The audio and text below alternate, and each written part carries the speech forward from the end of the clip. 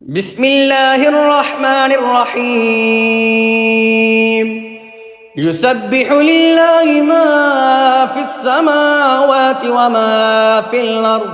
وما في الأرض الملك القدوس العزيز الحكيم.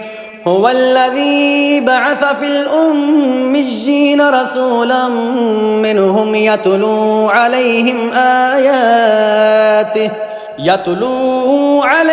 آياته ويزكيهم ويعلمهم الكتاب والحكمة وإن كانوا من قبل لفي ضلال مبين وآخرين منهم لما يلحقوا بهم وهو العزيز الحكيم.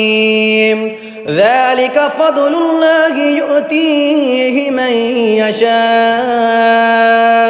والله ذو الفضل العظيم. مثل الذين حملوا التوراة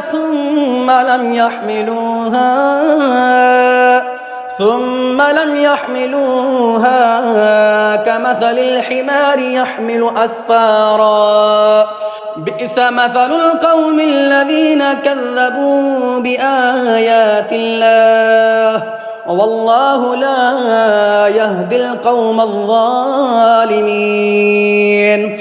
قل يا أيها الذين هادوا إن زعمتم أنكم أولياء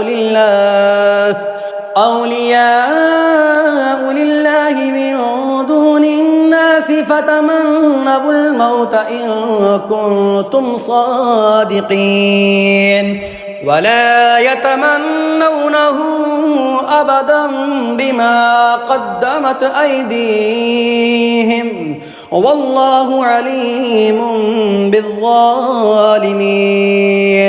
قل إن الموت الذي تفرون منه فإنه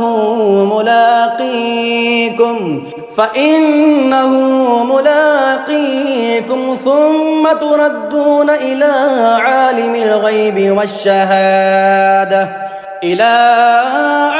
الغيب والشهادة فينبئكم بما كنتم تعملون.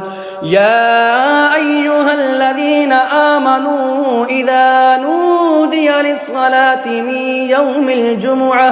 من يوم الجمعة فاسعوا إلى ذكر الله وذروا البيع ذلكم خير لكم إن كنتم تعلمون. فإذا قضيت الصلاة فانتشروا في الأرض وابتغوا من فضل الله واذكروا الله كثيرا لعلكم تفلحون. وإذا رأوا تجارة أو لهوا انفضوا إليها وتركوك قائما. قل ما عند الله خير من اللهو ومن التجارة والله خير الرازقين.